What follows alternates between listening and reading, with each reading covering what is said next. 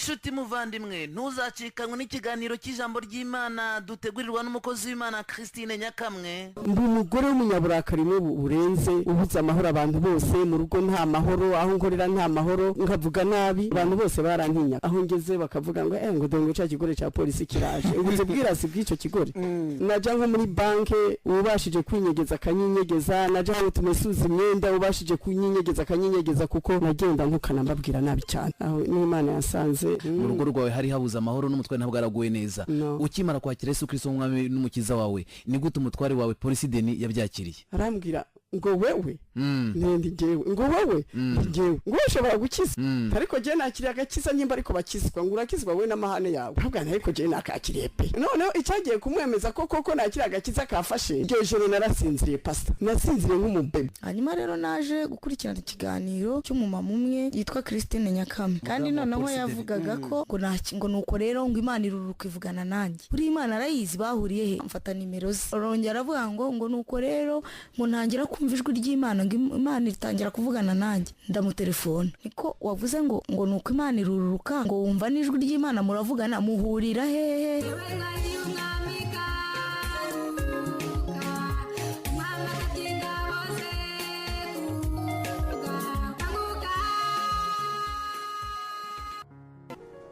Hanjye mbashimira nk'uko nsanzwe mbashimira ku bwitange mugira bwo guhora mutega amatwi ubutumwa bwiza bw'umwami wacu Yesu Kristo. Uno munsi umwami wacu Yesu Kristo yampaye ubundi butumwa bwo kubabwira ngo nimukanguke mwe maso kuko ibihe bigeze kure. Uno munsi rero turaja gushishikara kuganira kuri ubwo butumwa twatangiye ubushize uduhamagara gukanguka. Ubushize twaganiriye ku bihe turimo uko bimeze ko ari ibihe bibi by'imperuka aho Satani yahagurukanye imbaraga nyinshi n'uburyarya bwinshi byo kuduteza umwiryane mu mpande zose kugira ngo dutakaze ubugingo buhoraho turimbuke. Twavuze no ku mpamvu zituma dusinzira tukaneshwa ko ari uko tutigeze tumenya urukundo Imana idukunda uburyo ruhebuje. Iyindi mpamvu twavuze nuko ku bwa kamere muntu yo kwikunda ntitunyurwa duhora twifuza noneho tugahora turarikiye ibinezereza imibiri yacu bigatuma twimura Imana mu mitima yacu. Niko gusinzira ko mu mwuka nk'uko twabisobanuye. Uno munsi rero turaganira ku bidusinzirije ibyo ari byo. None dusinzirijwe n'iki? Mu magambo yumvikana ni ukwibaza ibintu biri gukura abantu ku Mana bikabatandukanya nayo ibyo ari byo. Imana muri iyi message yampaye nza guhava mbasomera imbere yo kurangiza kino kiganiro ubwe yarabyivugiye aduha ingero nkenya z'ibidushinjirije ni nazo tuza kuganiraho. Yaratubwiye ati hari abasinzirijwe n'ubukene, abandi basinzirijwe n'iby'isi, abandi basinzirijwe n'umurengwe, abandi basinzirijwe n'ibyubahiro. Buriya ibidusinzirije ni byinshi, ntabwo Imana yarinze kubidondagura byose, ariko buri wese ashobora kwisuzuma akamenya ikimusinzirije muri no minsi kiri kumwibagiza Imana kikamutandukanya nayo. Icyakora yongeyeho ko ibyo byose bidusinziririje mu bunebwe mu by'Imana kandi bikaba bidusinziririje mu byaha. Iyi niyo ngaruka yo kwemera gusinzirizwa n'ikintu icyo ari cyo cyose. Ubwa mbere hari abasinzirijwe n'ubunebwe bw'imibiri yabo. Umuntu w'umunebwe yumva muri we ahora acitse intege, yumva muri we afite ubushake buke bwo kugira icyo akora, ahora yumva yakwiryamira cyangwa akicarira. Umuntu w'umunebwe nta shaka agira muri we, umuntu w'umunebwe atinya kwirusha agahora ahunga imirimo. Umuntu w'umunebwe ntaco azageraho, azahora ari umukene haba mu by'isi ndetse no mu by'Imana kuko adashobora kugira n'umwete wo gusenga ndetse no gusoma ijambo ry'Imana. Buriya mu mahame agenga ino si hari ihame rivuga ngo ushatse arabona. Waba umukristo waba umupagani utazi Imana ndetse ushobora no kuba utemera Imana uri umuhakanyi, iryo hame riragufiteho ingaruka mu buzima bwawe. Nurikurikiza uzabona ibyo wipfuza. Iyo ushatse ikintu ukagishakana umwete ugashyiramo ubwenge n'imbaraga zawe zose, Imana iragushyigikira ikagucira inzira. Ugira ngo Imana irobanura ku butoni?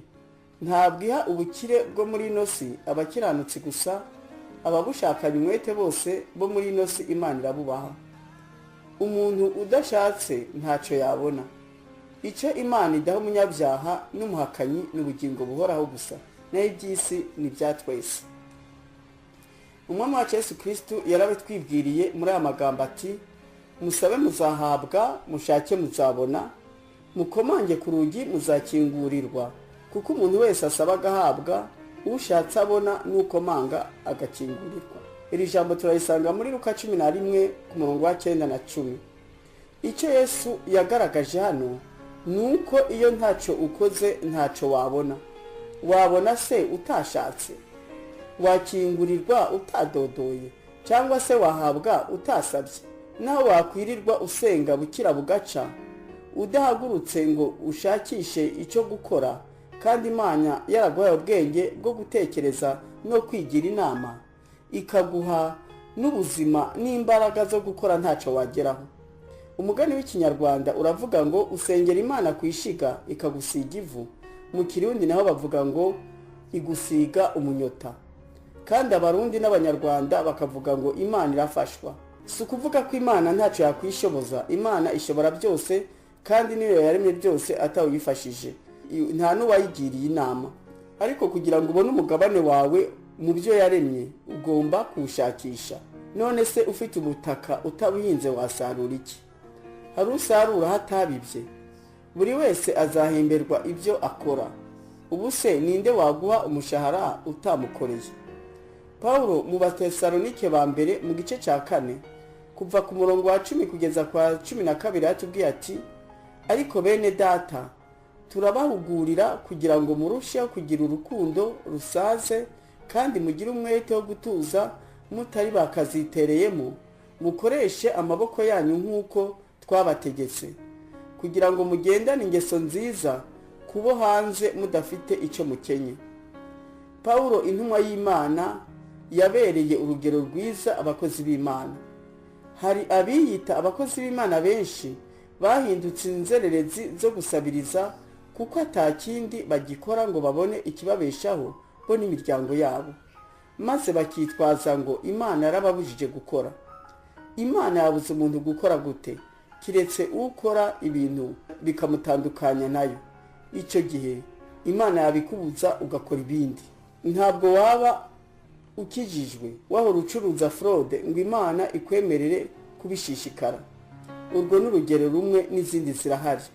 Abantu rero kubwo kuzinga amaboko yabo ngo bari mu murimo w'Imana, basigaye bawukoresha ngo babone amaramuko. Basengera amafaranga, bahanura amafaranga. Ni nacyo gituma basigaye bahanura ibinyoma, abandi bakiha impano z'ubuhanuzi Imana itabahaye kugira ngo bakunde babone amaramuko. Abandi kugira ngo bavuge ubutumwa basaba ibihembo. Abo Imana yahaye impano yo kuririmba bakaririmbira amafaranga. Ubwo ni ubujura. Gucuruza Imana n'ijambo ryayo kugira ngo twibonere indamu birababaje. Umunsi umwe narijijwe cyane n'agahinda kenshi. Imana yari imbwiranye aya magambo ngo nahindutse igicuruzwa cunguka cyane, ngo amatorero asigaye ameze nka za butike bahahiramo umuceri n'ibishimbo. Twirinde tutabonekaho umugayo ngo dutukishe izina ry'Umwana w'Imana kubw'ubunebwe bwacu. Ibyo ari byo byose biragaragara ko abita abakozi b'Imana benshi batagishishikajwe n'ubugingo bw'abantu, bashishikajwe n'inda zabo. Ijambo ry'Imana riri mu ibaruwa rya 2 Paulo yandikiye Timoteyo mu gice cya 5:6 ratubwira riti: uwidamararira abapfuye ahagaze, ubategeke ibyo kugira ngo batabaho umugayo. Ariko niba umuntu adatunga be cyane cyane wo mu rugo rwe, aba yihakanye ibyizerwa kandi ababaye mubi hanyuma y'utizera. Nuko rero iri jambo ry'Imana rirarangiza impaka zose.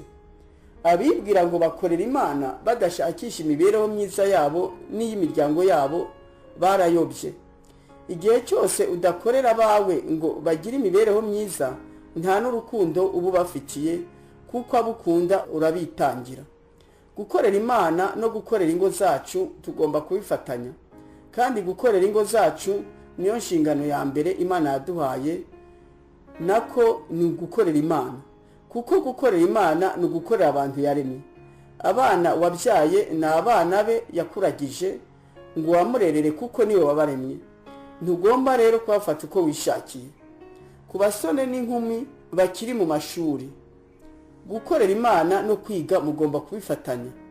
Abigize bakadizitereyemo bibaza ngo Imana izabagaburira, ibaha amanota meza bavuga ubutumwa gusa, basenga gusa, abo ni babandi babura ibyo bashakaga bagatangira gutuka Imana. Ubwo ni ubujiji, si ugukizwa.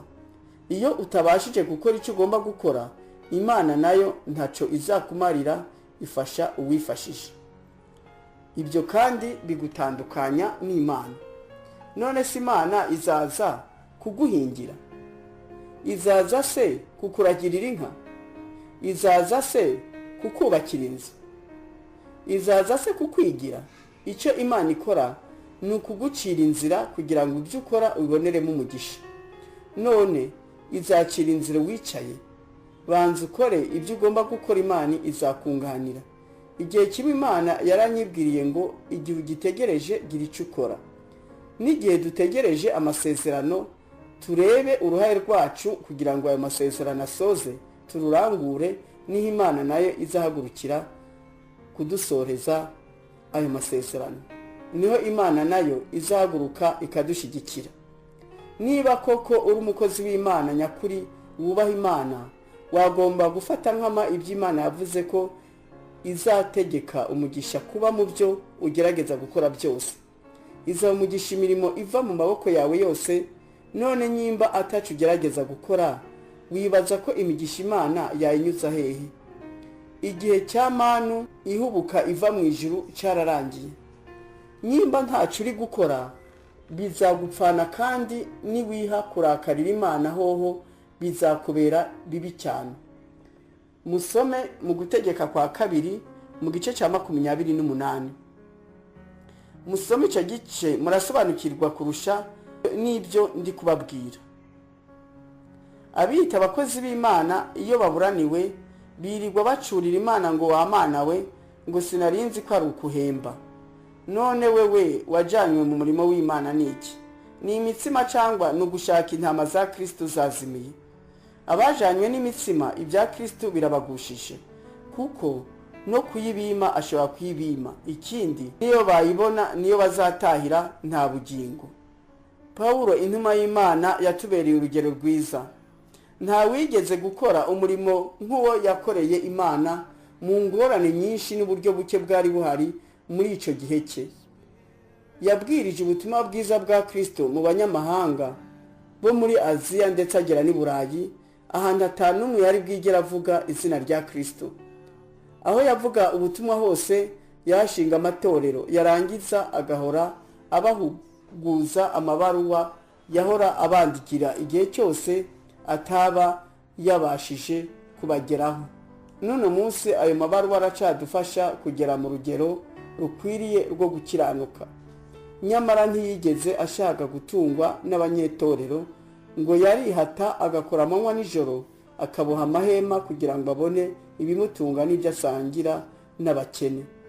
Mu ibaruwa rya kabiri yandikiye Abatesalonike mu gice cya 3 yaratubwiye ati, nuko bene data turabategeka mu izina ry'Umwami wacu Yesu Kristo kuzibukira mwene data wese ugenda yica gahunda cyangwa udakurikiza ibibabwiriza mwahawe natwe.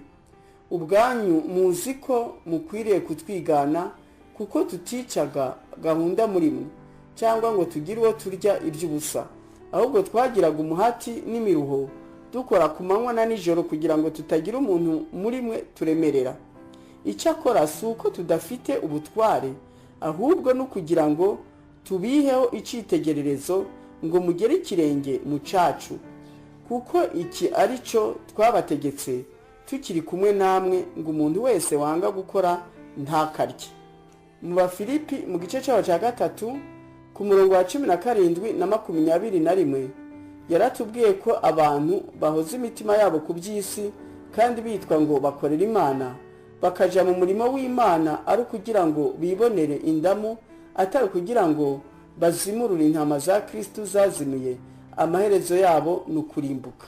Yaravuze ati, bene data, mugere ikirenge mu cyanjye muhuje imitima, kandi mwite kubakurikiza ingeso zacu izo mudufiteho icyitegererezo. Hariho benshi bagenda ukundi, abo nababwiye kenshi, nanone ndababwira ndira ko ari abanzi b'umusaraba wa Kristo. Amaherezo yabo ni ukurimbuka, Imana yabo ninda, biratana ibiteye isoni byabo, bahoza umutima ku by'isi, naho twebweho iwacu ni mu ijuru. Niho dutegereje umukiza ko azava, ari we Mwami Yesu Kristo, azahindura umubiri wo gucishwa bugufi kwacu, akawushushanya n'umubiri w'ubwiza bwe, kuko afite imbaraga zo kumubashisha kwigandurira byose. Iri jambo turarisanga mu Bafilipi mu gice cya 3 kuva ku murongo wa 17 kugeza kwa 21. Abo rero bajanye inda ndende mu murimo w'Imana kubwo kudashaka kuvunika ngo bakoresha amaboko yabo nk'abandi. Nibo Yesu yavuze ibyabati, benshi bazambaza muri uwo munsi bati, Mwami, Mwami, ntitwahanuraga mu izina ryawe? Ntitwirukanganaga abadayimoni mu izina ryawe? Ntitwakoraga ibitangaza byinshi mu izina ryawe? Nibwo nzaberurira nti, sinigeze kubamenya, nimumve imbere mwa nkozi z'ibibi mwe. Iri jambo turarisanga muri Matayo 7 ku murongo wa 22 na 23.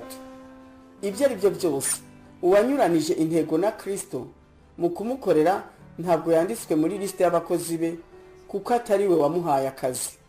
None umukozi atari ku rutonde rw'abakozi yahembwa ate kandi atanditse? Yesu yavanywe mu ijuru no kuduha ubugingo buhoraho. Ntabwo icyamuzanye ari kuduha ubukire bwo muri ino si.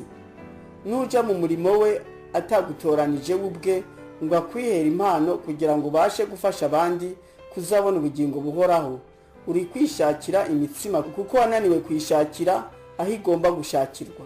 Uzakorwa n'isoni rero ku munsi w'amateka. Kirazira kikaziririzwa kwihamagara mu murimo w'Imana. Gukorera Imana nta masezerano mufitaniye, ni ukuri Imana ntishobora gukorana nawe. Iyo rero ukorera Imana udakorana nayo ngo ikuyobore, ukora ibidakwiriye, ukora amadega menshi, ukora ibigayisha Imana. Mu by'ukuri ntihakagire abakomeza kubeshera Imana, kuko Imana itivuguruza.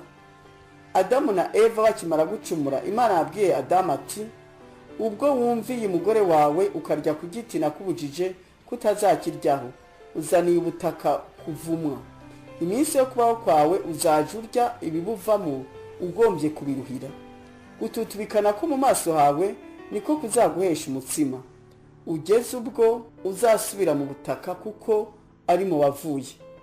Iri jambo riri mu Itangiriro mu gice cyaho cya 3 kuva ku murongo wa 17 kugeza ku wa 19. Iri ni ihame ry'Imana. Umuntu wese azarya abanje kuruha. Utazashaka kuruha nawe azicwa n'inzara, apfa ari umukene, nk'uko ijambo ry'Imana ari mu Migani 14 ribitubwira ngo ukoreshe kuboko kudeha azakena, kandi ukuboko k'umunyamwete gutera ubukire. Nuko uwinaniwe arananuka, niko n'ijambo ry'Imana ribitubwira, kandi n'umugani w'Ikinyarwanda ukatubwira uti, umuntu arishaka kibona yibura agapfa. Umuntu niwe wigira, byose bizava mu maboko yacu. Umuntu uzananirwa inshingano ze zo kwitunga no gutunga umuryango we, agahina amaboko ye agashaka gutungwa no gusabiriza no kurimanganya no kuriganya nta juru. Ni nk'abantu babura gushaka icyo bakora, bakirirwa bazerera mu mujyi basabiriza n'abana mu mugongo. Ibyo si Imana izabibahembera. Umuntu agomba kubeshwaho n'amaboko ye, akabeshaho n'abo abyara. Yesu yaravuze ngo, nutaba umwizerwa mu bito uzaba umwizerwa mu bikomeye gute? Ni ukuri nunanirwa gutunga umubiri wawe n'ubugingo bwawe ntuzabasha kuburengera. Nta nubwo Imana yaguha umurimo wayo nawe ubwawe utabashije kwitunga. Imana ntikorana n'abanebwe, kuko Imana yacu ni nyamurava. Nashaka hano kubaha ubuhamya bw'abantu biyobagije gukora ibyo bagomba gukora birabapfana. Umunsi umwe hari umunyeshuri kandi ukuze wo muri kaminuza, nta nubwo ari umwana muto, arantelefona ari kare cyane mu gitondo ababaye, numva mu ijwi ashaka nko kurira. Arambwira ngo wantabaye ukambariza Imana icyo dupfa. Nti ni biki? Ngo sinigeze maramaza Imana ariko yo ihora imaramaza. Nti gute? Ngo njyewe ndirimba muri korale y'itorero ryacu. Ati hejuru y'ibyo ni njye uyobora icyumba cy'amasengesho cyo ku ishuri. Ati nta wundusha gukorera Imana ariko buri gihe ni njye ubona amanota mabi ya nyuma mu ishuri. Ati n'abanyeshuri birirwa bankwena bambaza Imana nkorera iyo ari yo. Icya mbere namubajije nti none wewe utangira umurimo w'Imana wari ugamije iki? Wowe ugiyemo kugira ngo Imana izaguhemba amanota cyangwa se urakorera sukunda kugira ngo uzabane nawe iteka ryose? Araceceka. Ntoya mbwira neza. Ni kuko Imana ntabwo izaza kwiga mu kibanza cyawe kubera ko utazi kwiha gahunda ituma uyikorera ukabona n'umwanya wo kwiga. Umwanya wose ugombe kuba uwumarira mu murimo w'Imana, ntiwige uko bikwiriye. Ndamubwira nti kandi Imana ntidusaba ibirenze imbaraga zacu, itubwira ngo nitugende uko imbaraga zacu zingana. Ni kandi Imana ifite abakozi benshi, si wewe kamara. Ugomba gukora ahawe ushoboye, ahandi naho abandi, noneho ukabona umwanya wo kwiga. Uwo musore yarankeze amatwi, arangije agahinda n'uburakari yari afitiye Imana numva biriho bipunguka uko antega amatwi. None harambwira ati urakoze cyane, ngiye kumenya uko nkorana n'Imana. Nabaha n'urundi rugero rwanjye nanjye bwite. Nkimara gutangira umurimo w'Imana wo kuvuga ubutumwa, nawujanyemo umutima wanjye wose, nkumva nshaka guhora ngenda kuvuga ubutumwa. Ntaba nagiye mu butumwa nkumva naguma senga. Noneho ntangira gusa n'udohoka mu mirimo imwe y'urugo. Ndagenda ndavuga nti umurimo wo gukurikirana inka niwo ntwara umwanya mwinshi. Reka mfume nongera amafaranga veterineri noneho andebera inka mbona umwanya munini wo gukorera Imana. Niko nabikoze. Icyakurikiyeho ni iki? Nuko kuko nuwo nashinze ferme ntamukurikiranaga, nawe ntacyo yankoreye. Ibintu noneho birazamba. Inyana nto zose zavutse icyo gihe zirapfa zikurikiranye. Nkamubaza ntariko ibyo bintu ni ibiki? Wakambwira ngo ni icyorezo cyadutse mu nyana, ngo n'ahandi mu maferme yandi tubangikanije ngo inyana ziri gupfa. Erega narahagurutse njya kureba ibyo ari byo. Dusigaye duhamba inyana buri munsi. Usanga inyana ntibakizikukira, basasirira ibyatsi ku bindi. Inyana aho ziryama hajemo n'inyo. Naciye ntegeka abakozi barakuka, barangije bazana amazi boza ibiraro, dupompa imiti yo kwica udusimba twose, inyana zibona gukira. Narababaye, ndakarira umugabo, ariko ngeze aho nanjye ubwanjye ndirakarira kuko nateshutse ku nshingano zanjye. Buriya ntibazakubeshe umukozi n'umukozi, ntawe ukurebera ibintu byawe nk'uko wabyirebeye. Nakuye isomo ndigaya, nsaba Imana n'umutware wanjye imbabazi kuko nateshutse ku nshingano z'urugo. None se nari kurakarira Imana ngo narayikoreye hama inyana zirwara diyare zirapfa? Ni Imana se yagomba kuza gukuka ibiraro by'inyana zanjye? Ntibibaho. Iyo udakoze icyo ugomba gukora, Imana ntigikora mu kibanza cyawe. Umuntu wese agomba gukora uruhande rwe kugira ngo ibye bigende neza. Noneho nyimba Imana yarampaye inka zikima zikabyara inyana, ahasigaye ntiharahange aho kuzifata neza, bitabaye ibyo zigapfa. Kuva uwo munsi nigiriye inama yo guha Imana iminsi 2 gusa mu cyumweru, iyindi nkayikoramo imirimo yo gutunga urugo. Nayo ahandi buri gihe naba nagiye mu matorero kuvuga ubutumwa mu minsi y'imibyizi, aho bampamagara hose narirukangaga, akenshi nkagenda ninyegeje n'umutware wanjye. Icyo gihe rero n'umutware wanje yarandakariye cyane. Niho twavuye tuje inama yuko mfata umunsi wo ku cyumweru, ampa n'umunsi umwe mu minsi y'imibyizi, iyi kaba ariyo nzaja nkoreramo Imana gusa. Ubwo rero murumva ko no mu bizadutesha ijuru bikadutandukanya n'Imana, kutitaho kurinda no kubyaza umusaruro iby'Imana yaduhaye nabyo birimo. Tugomba kwitangira abo tujejwe, tugakora tutiziganya. Imana mu by'izatubaza, izatubaza ingene twitayeho abo twubakanye n'abana bacu. Mu by'izabaza abana, izababaza n'ingene bitayeho ibyigwa no kumvira ababyeyi babo. Imana yashaka ko ibyo dukora byose tubikorana umwete n'ishaka no kwicisha inzara wewe ubwawe, kuko udashaka gukora n'icyaha. Awicisha inzara wariremye, kandi Imana yaraguhaye imbaraga n'amaboko byo gukora. Ntabwo uri uwawe ngo wifate uko wishakiye. Ugomba gukora ukifata neza, ugakomera kugira ngo ubashe gukorera Imana n'urugo rwawe. Wakorera Imana se udashinga? Uriko wayuza wakorera Imana? Reka hakora mu nda. Uzi ko inda iri mu busa no kumva itumva?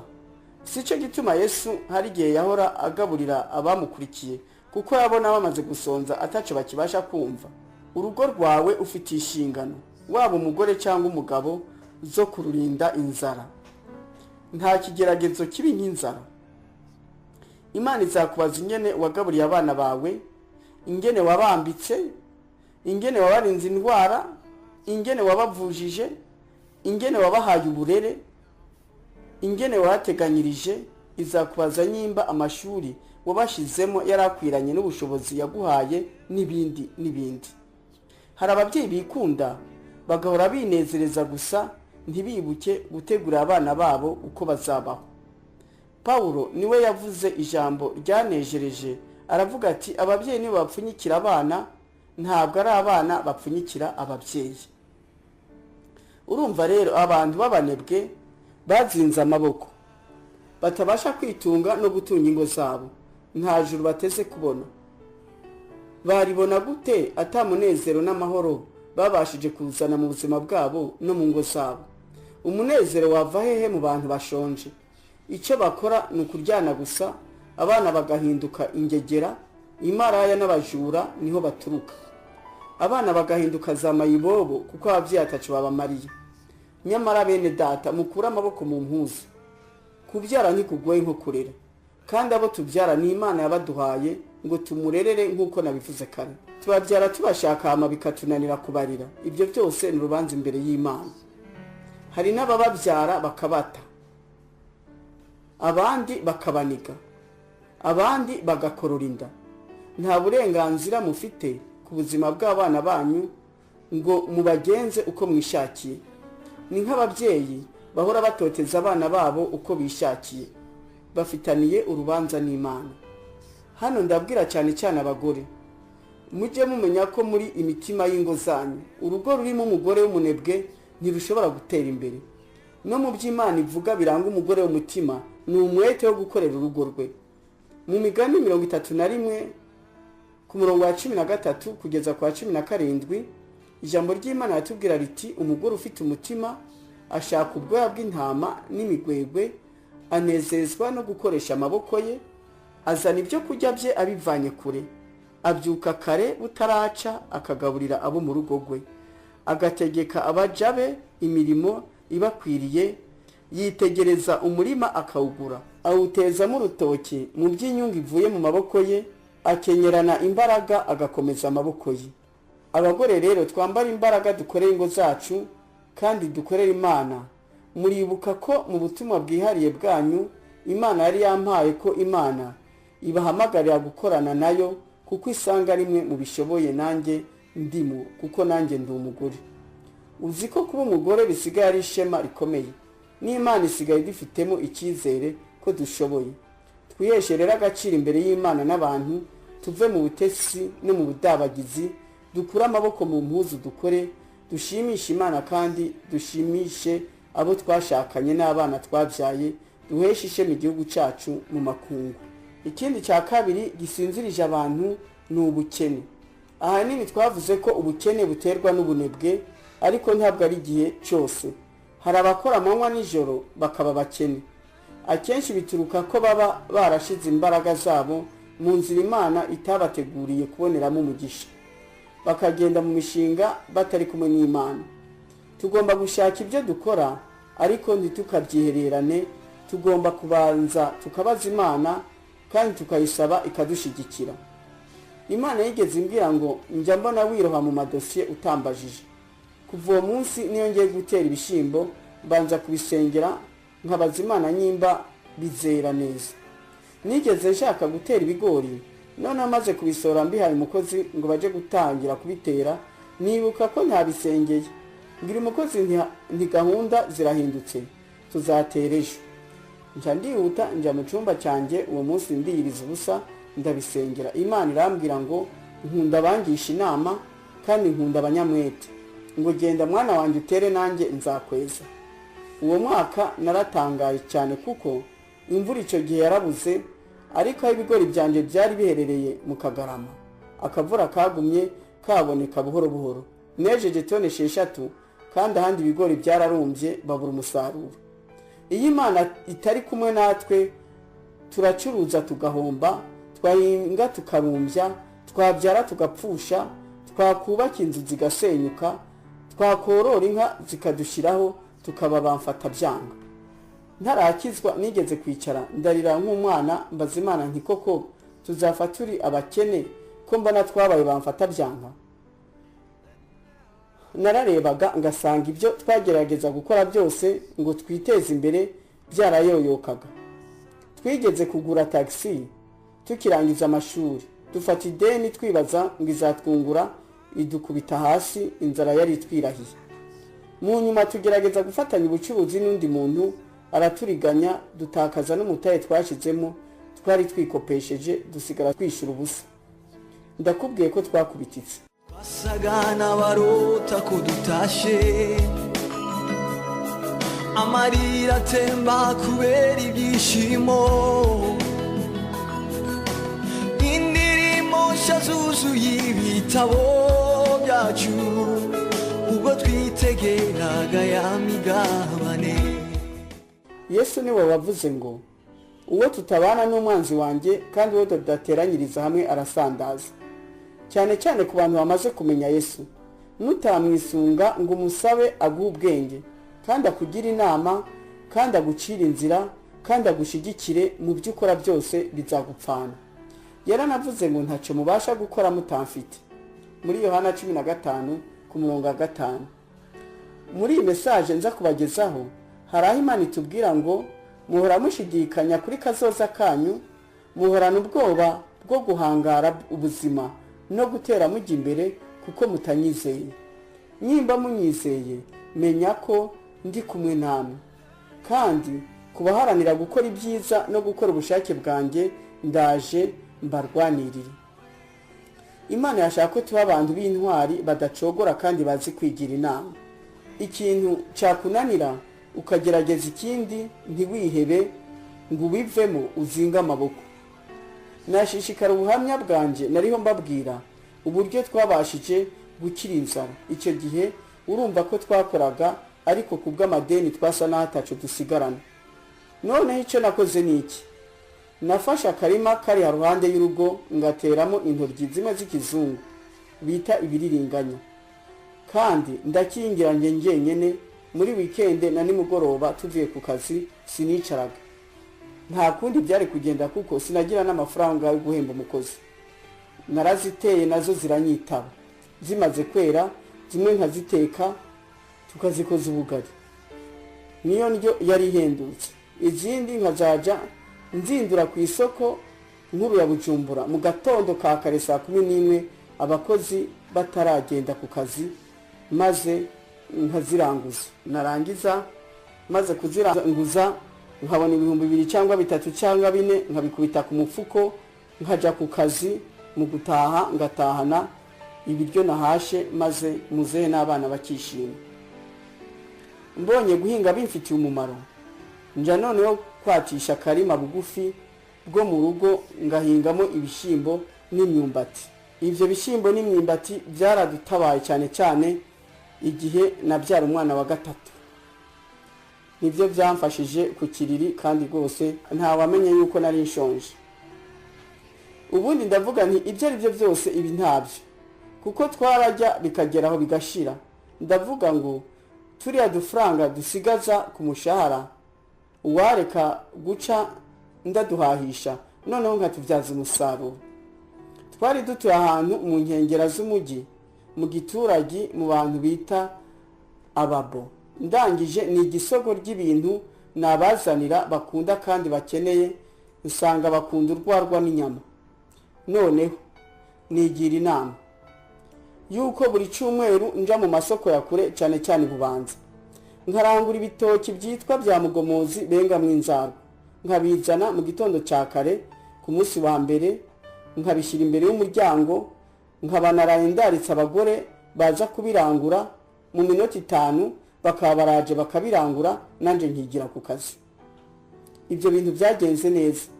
Hari n'igihe nahora nunguka nk'ibihumbi 12, aho cyari igice cy'umushahara wanjye. Narangiza muyo nungutse nkanyura kuri busheri nkaranguramwe inyama zisyeye, nkaza nkakora za burete bakaza kuzigura, aba banywera inzagwa nabo bakazirya bakazibagurira. Mu buzima nta gufina, iyo bibuze mu maboko ushira mu maguru.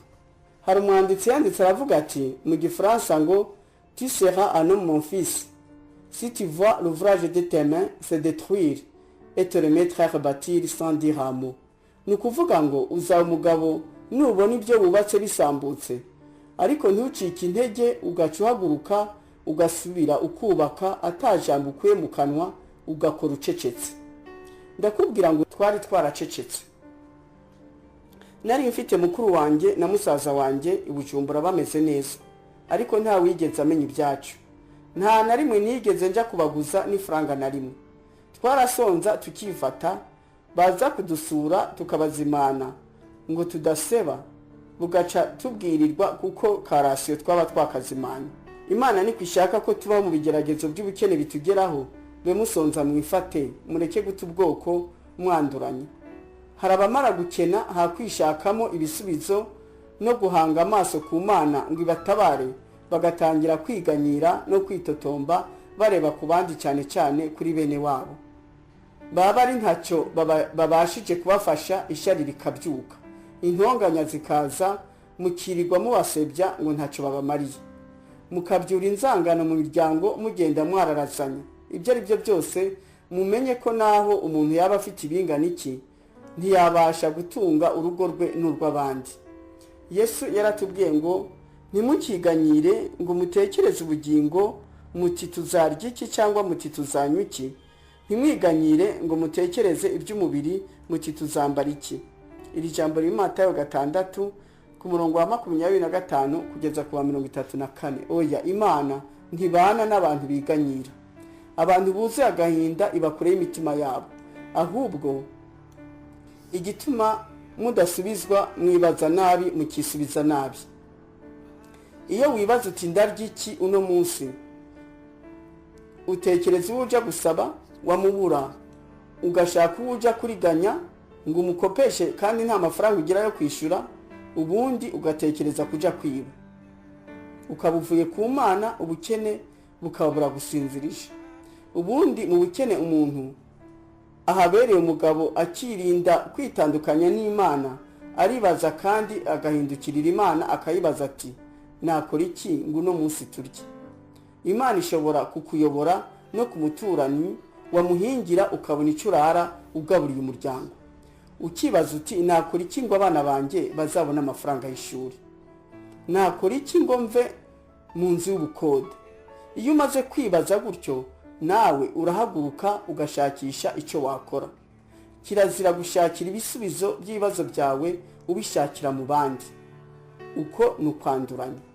Imana ntishaka abantu birirwa basakuza babwira umuhisi n'umugenzi ibibazo byabo. Imana ishaka ko tunyura mu bigeragezo ducecetse, kandi ari we wenyene tubwira. Ugomba kumva ko Yesu wenyene aguhagije. Umunsi Abanyisirayeli bambuka inyanja itukura bavuye muri Egiputa, bagize ubwoba bwinshi babonye Farawo n'ingabo ze babakurikiye, batangira gutuka Mose ngo bavane iki muri Egiputa. Mose atakiye Imana iramubwira iti mwitinya, mwihagararire gusa murebe agakiza Uwiteka ari bubazanire uyu munsi, kuko Abanyegiputa mwabonye uno munsi mutazongera kubabona ukundi Uwiteka ari bubarwanirire, namwe mwicecekere. Bwira rero Abanyisirayeli bakomeze bagende. Imana irashaka ko no mu bigeragezo ko dukomeza tukagenda, ntiducike intege, kandi tugatabaza Imana yonyine, ntidutabaze ba oncle na ba tante n'ababyara bacu. Oya, uwo dukesha ubuzima niwe uzi uburyo azadutunga, kandi niwe azi uburyo azadutabara akadushoboza kubona ibidukwiriye byose. Muri Yesaya mu gice cyayo cya 46 ku murongo wa 3 no ku wa 5 n'uw8 ijambo ry'Imana yatubwira riti, ni munyumve mwanzo ya Yakobo mwe namwe abarokotse bo mu nzu ya Isirayeli mwese, abona hetse mukiri mu nda nkabaterura mukivuka nkabageza mu zabukuru ndiwe. Muzarinda imvi z'uburuyenzi nkibaheka, nijye waremye nijye uheka, ni koko nzaheka kandi nzajya ngiza. Mwamuhanya nande twahwana, kandi mwanshushanya nande twasa. Nimwibuke ibyo mwerekane ubugabo bwanyu, mwongere mubyibwire mwabacumuramwe. Imana irashaka ko tumenya ko turiho kubw'ubushake bwe kandi ko ari uduhetse. None abantu benshi bikuye mu mujishi w'Imana barashaka guhekwa n'abana b'abantu nkabo. Menya neza ko nta wundi yagushobora. Na so na nyoko bakubyaye mu mbaraga zabo ntibakubasha badafashijwe n'Imana. Nicyo gituma ndangije kino gice mbasomera ijambo riri mu Filipi mu gice cya 4 ku murongo wa 6 n'uwa 7 tubwira riti, ntimukagire icyo mwiganyira, ahubwo ibyo mushaka byose bimenywe n'Imana mubisabiye mubyingingiye mushima. Nuko amahoro y'Imana ahebuje rwose ayo umuntu yamenya azarindira imitima yanyu n'ibyo mwibwira muri Kristo Yesu. Amen. Nuko rero ibibazo by'ubukene mufite mwirinde bitabatandukanya n'Imana, kuko Imana irashaka kubegera kuruta kugira ngo ibatabare. Mwifungure imitima yanyu rero muyibwire ibyo mwifuza byose n'ibyo mwibwira, kandi mwigisha inama mu ngamba zose mufata, kuko niyo yonyene izi kazoza kanyu n'amaherezo y'ibyo mushaka gukora, nimba bizabahombya cyangwa bizababera umugisha. Twariho tuganira kwidusinzirije muri ino si, kandi bidusinzirije ni ibituma tuva ku Mana tukimura Imana mu mitima yacu, bikaraba ari byo dushikamishaho ibitekerezo byacu. Uno munsi dusobanuye ku bunebwe bw'imibiri yacu no ku bukene. Ubutaha tuzaganira ku buryo hari abasinzirijwe n'umurengwe, abandi bagasinzirizwa n'irari ry'iby'isi ndetse n'ibyubahiro.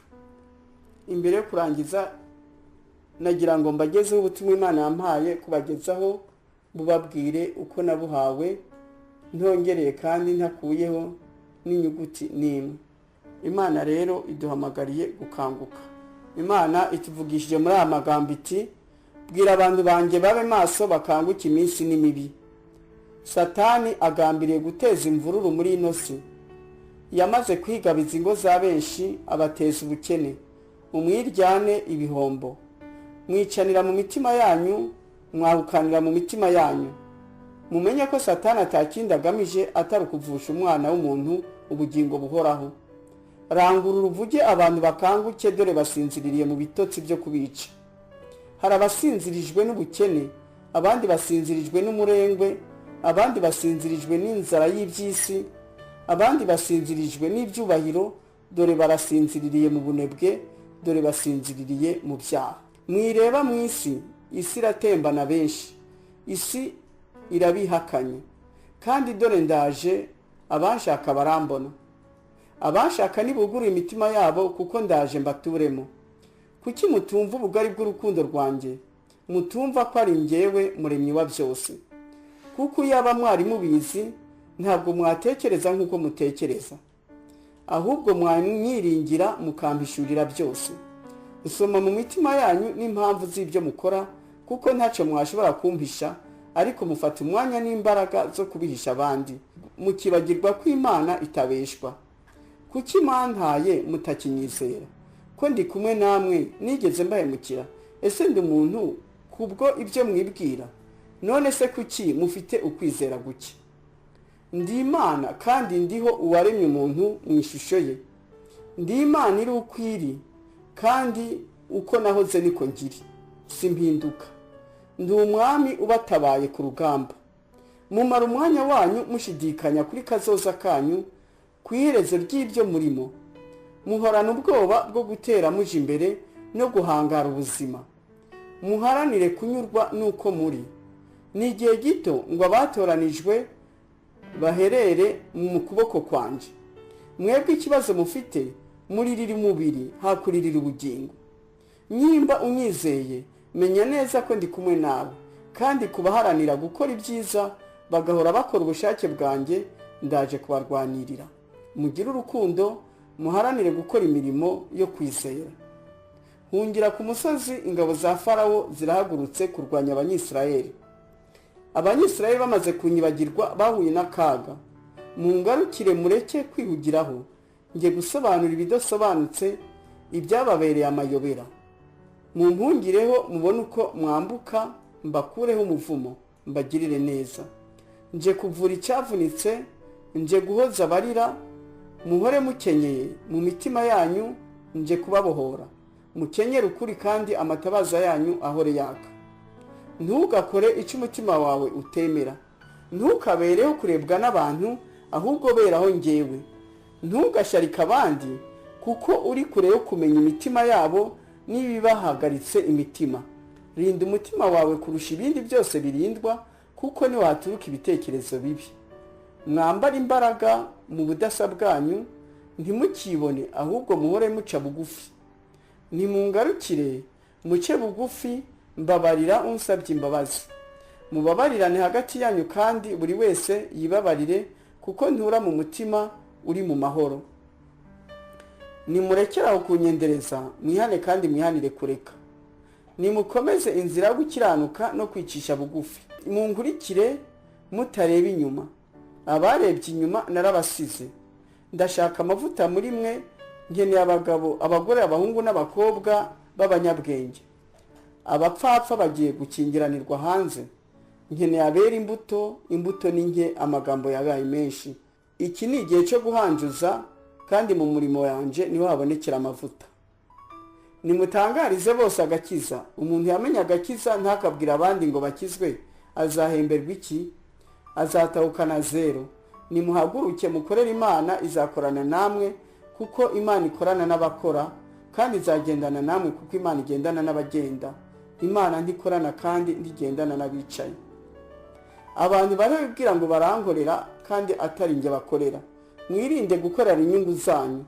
Hari abashaka gukorera inyungu zabo, nyamara nizo bazatahira. Abankorera by'ukuri nibo bazabona ijuru, nayo abambesha ntibazabona mu maso hanjye. Kandi izo ndyarya n'ababeshi ibyabo nta mwanya bizamara, ibyabo bigiye kujya ku mugaragaro. Abantu bagiye kubona akaga kuko bifurije abandi bibi. Uwasabiye abandi umuvumo niwe ugiye kugeraho. Abakunze ubugome ngiye kuba ibyo basabye babisabira abandi, kandi uwasabiye abandi bibi byinshi agiye kuyona ubwe. Uko yabisabye nikazabibona. Urukungu nje kurusobanura mu masaka, nje gutandukanya abera n'abatera, nje gusobanura intama mu ihene, nje kuriza no gusetsa, nje kwimura no kwimika. Amen. Uwiteka Imana yacu yaduhaye n'amagambo ari muri Bibiliya ngo tuyisomere, dukomeze dusobanukirwe. Musome mu Migani igice cya 10 n'icya 11 n'icya 12. Mwongere musome muri Matayo igice cya 5, musome n'igice cya 25 kuva ku murongo wa mbere kugeza kwa 13. Musome n'igice cya 7 kuva ku murongo wa mbere kugeza kwa 12. Musome n'igice cya 6 kuva ku murongo wa 5 kugeza kwa 14. Musome n'igice cya 10. Mugire umwete wo gusoma cyane umurongo wa 32 n'uwa 33. Mu gice cya 7 naho mushimikire cyane ku murongo wa 15 kugeza kwa 25. Mwongere musome muri Yohana igice cya 18 kuva ku murongo wa 7 kugeza kwa 9. Musome muri Yohana nyene igice cya 14 cyose. Mwongere musome Abaheburayo igice cya 5 kuva ku murongo wa 11 kugeza kwa 14. Musome muri Mariko igice cya 7 umurongo wa 22 n'uwa 23. Musome ibaruwa rya kabiri ryandikiwe Abakorinto igice cya 7 kuva ku murongo wa 9 kugeza kwa 10. Hanyuma musome muri Yeremiya igice 8 ku murongo wa 18 kugeza kwa 20. Musome Yeremiya 7 umurongo wa 8 kugeza kwa 11.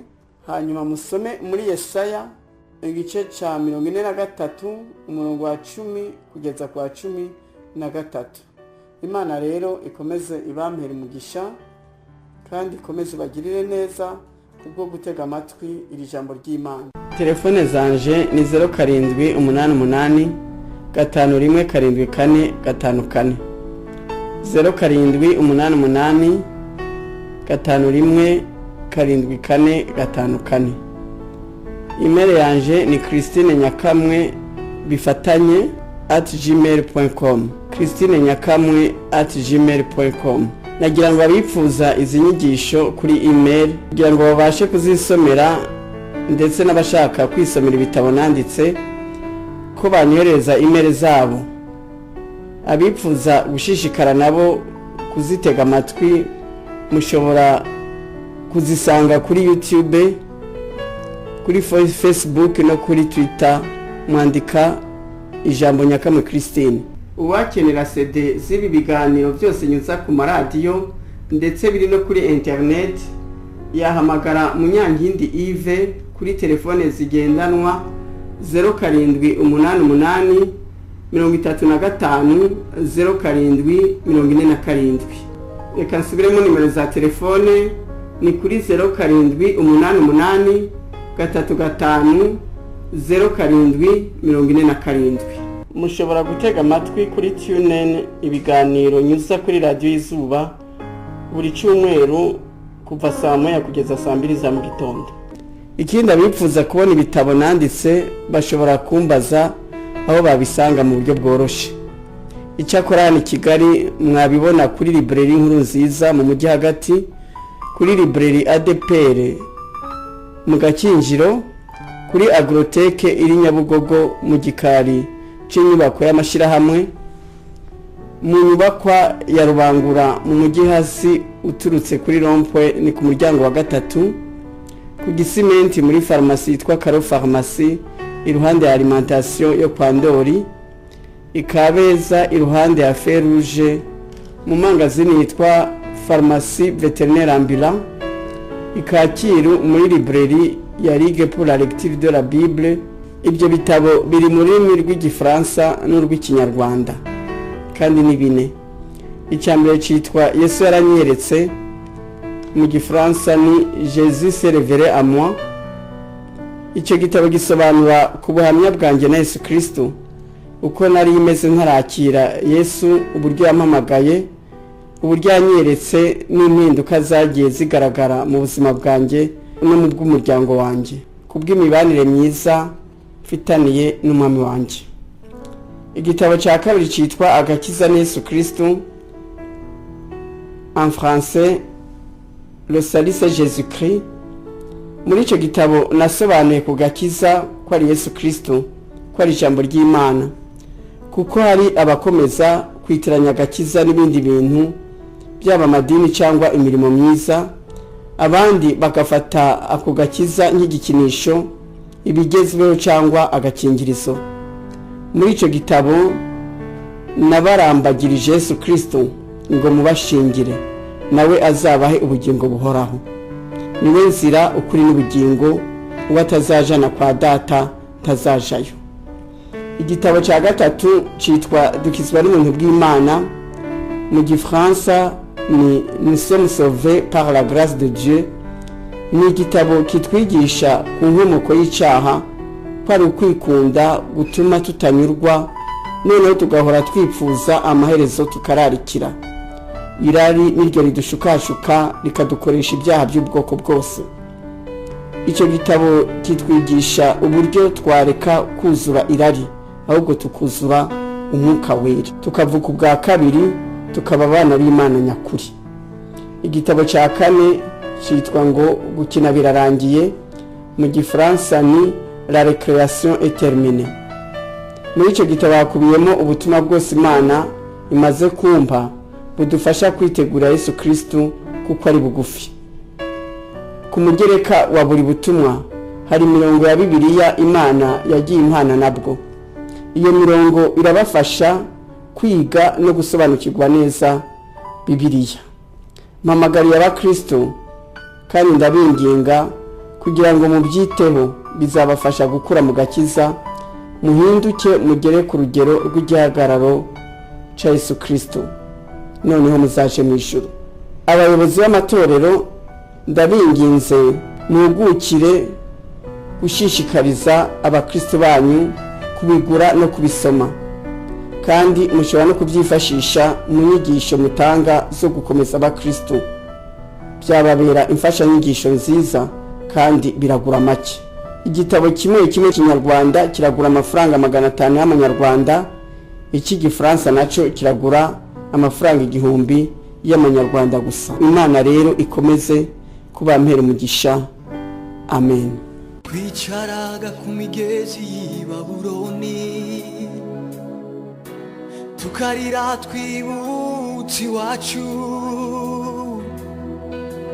imitima yacu yari yuzuye agahinda, kuko nta mutabazi twari dufite. Turapfukama dutakira Uwiteka, aratwibuka adukiza amaboko, yabatujyanye w'iminyago aradutabura, tugera i Siyoni kubw'ubuntu bwe. Twasaga n'abarota ko dutashe, amarira atemba kubera ibyishimo, indirimbo nshya zuzuye ibitabo byacu, ubwo twitegeraga ya migabane. Tuzafata urugendo rurerure, tuzurira imisozi iteganye n'igicaniro, tujye gutamba ibitambo by'ishimwe, urwibutso ko yadutahuye. Tujye gutamba ibitambo by'ishimwe, urwibutso Yesu ko yadutahuye.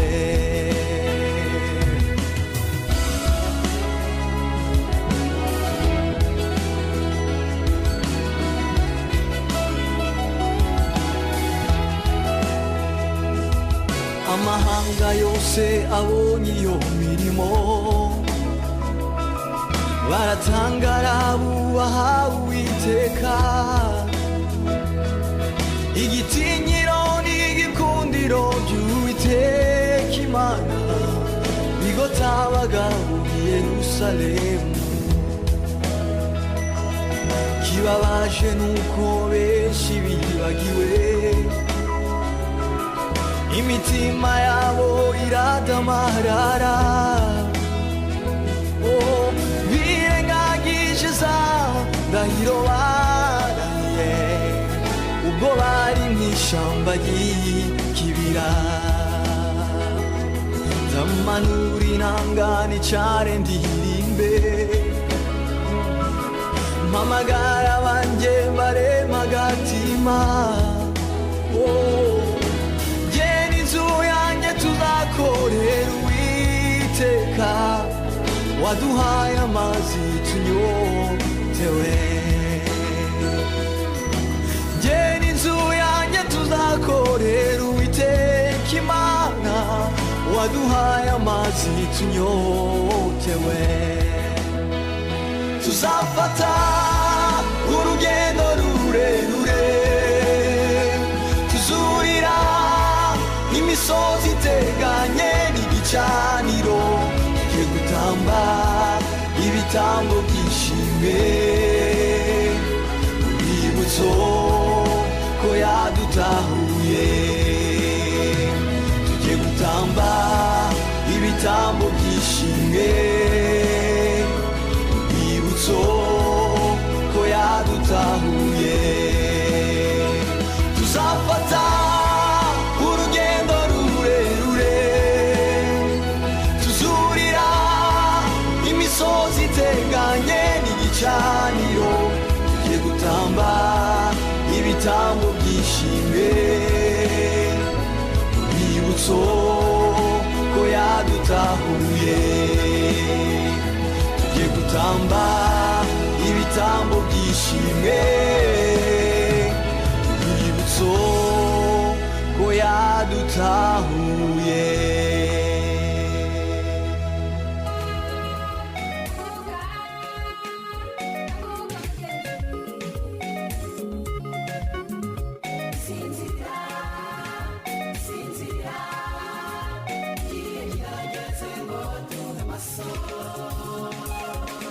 inshuti muvandimwe, ntuzacikanywe n'ikiganiro cy'ijambo ry'Imana dutegurirwa n'umukozi w'Imana Christine Nyakamwe. ndi umugore w'umunyaburakari burenze ubuze amahoro abantu bose, mu rugo nta mahoro, aho nkorera nta mahoro, nkavuga nabi abantu bose barantinya, aho ngeze bakavuga ngo ngo dongo cya kigore cya polisi kiraje, ubuze bwirasi bw'icyo kigore.